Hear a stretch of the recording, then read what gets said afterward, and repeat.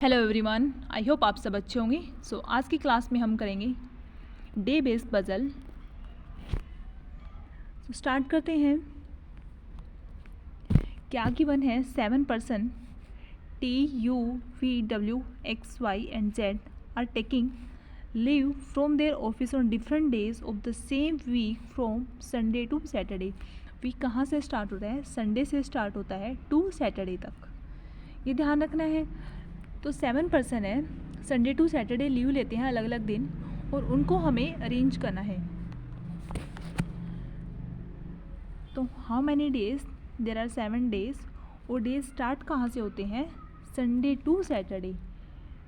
तो Sunday, Monday, Tuesday, Wednesday, Thursday, then Friday और Saturday. W takes leave 3 day before Z. Z से 3 दिन पहले लीव कौन लेता है? W लेता है। बट बिफोर वेडनेसडे, W के बारे में क्या बोल रहा है? लेकिन वेडनेसडे से पहले लीव लेता है W। तो इस इंफॉर्मेशन से W को लेकर हमारे पास 3 पॉसिबिलिटी होती है। क्यों? क्योंकि वेडनेसडे से पहले लेता है, इसका मतलब W ट्यूसडे को भी लीव ले सकता है, W मंडे को भी लीव ले सकता है, और W संडे को भी लीव ले सकता है। अगर W ट्यूसडे को लीव लेता है तो जेड से 3 डे पहले है, मतलब गैप ऑफ 2%। तो 1-2% का गैप छोड़ के यहाँ पे क्या आएगा? जेड दैट मीन्स फ्राइडे को लीव लेगा। अगर W मंडे को लीव लेता है तो 2% का गैप छोड़ के जेड थर्सडे को लीव लेगा। अगर W संडे को लीव लेता है तो 1-2% गैप छोड़ के यहाँ पे जेड वेडनेसडे को लीव लेगा। यहाँ तक क्लियर? आगे बोला है as many persons take leave before W से पहले जितने नंबर ऑफ पर्सनस लीव लेते हैं, एज आफ्टर V के बाद में उतने हैं। तो फर्स्ट केस में W से पहले कितने नंबर ऑफ पर्सनस हैं? 2 पर्सनस लीव लेते हैं, तो V के बाद में कितने होने चाहिए? 2। तो V कहाँ आएगा? थर्सडे को। सिमिलरली सेकेंड प्रोजेक्शंस में देखते हैं, W से पहले कितने नंबर ऑफ पर्सनस लीव लेते हैं? 1। तो V के बाद में कितने होने चाहिए? 1। तो V कहाँ आएगा? फ्राइडे को। थर्ड केस में W से पहले एक भी पर्सन नहीं है, तो V के बाद में V कहाँ कौन से दिन लीव लेगा? V लेगा सैटरडे को। आई थिंक यहाँ तक क्लियर। आगे बोला है only 1 person takes leave between V and T। V और T के बीच में एक पर्सन लीव लेता है। फर्स्ट केस में देखो V थर्सडे को लीव लेता है, तो 1% का गैप छोड़ के T ट्यूसडे को नहीं आ सकता, क्योंकि वहाँ पे W ऑलरेडी ले चुका है। तो 1% का गैप छोड़ के T कहाँ आएगा? सैटरडे को। सेकेंड केस में देखो 1% को छोड़ के V के नीचे T नहीं आ सकता, तो V से पहले क्या आएगा? 1% गैप छोड़ के T यहाँ पे। लास्ट केस में V सैटरडे को लास्ट डे लीव लेता है, तो 1% गैप छोड़ के यहाँ पे क्या आएगा? T थर्सडे को लीव लेता है। आगे बोला है the number of person taking leave between Z and V।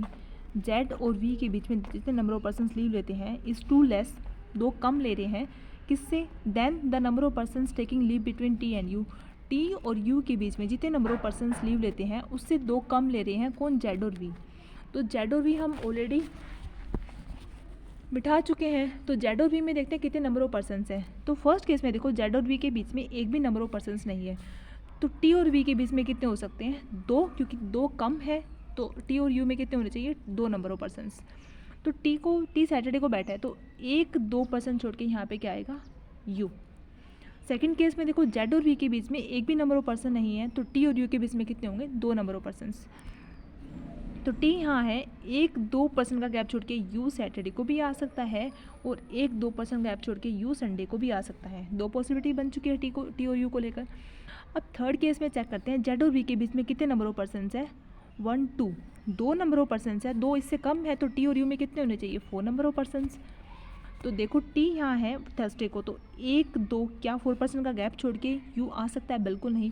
ऊपर देखते हैं 1-2-3 4% गैप छोड़ के क्या U आ सकता है? बिल्कुल नहीं। तो ये केस हमारा एलिमिनेट हो चुका है। आगे पढ़ते हैं, क्या बोला है U के बारे में? क्या बोला है? अच्छा, वो does not take leave on Saturday. U के बारे में क्या बोला है? कि सैटरडे को लीव नहीं लेता।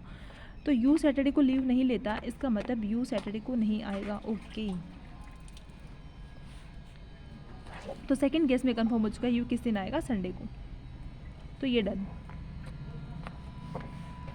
क्योंकि T और U की 2 पॉसिबिलिटी बन रही थी। U सैटरडे को संडे को रह सकता था और U सैटरडे को, तो बट उसने बोला है कि U सैटरडे को नहीं आएगा, दैट मीन्स U संडे को ही आएगा।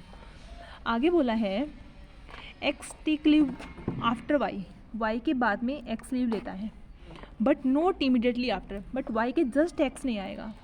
तो फर्स्ट केस में देखते हैं, दो हमारे पास सीट वैकेंट है, संडे और मंडे, जो कि कंटिन्यू है बिल्कुल। तो वाई, अगर आप वाई को यहाँ रखोगे तो वाई के जस्ट बाद में एक्स आएगा, जो कि उसने बोला नहीं आएगा। इसका मतलब ये केस भी हमारा क्या हो चुका है, एलिमिनेट। अब वाई यहाँ बैठेगा, इसका मतलब ट्यूसडे को, और एक्स कहाँ लीव लेगा, सैटरडे को। So this is the final output. I hope everybody is clear. So मिलते हैं कल की क्लास में। Till then bye bye, take care, share my video, subscribe my channel. Thank you so much again.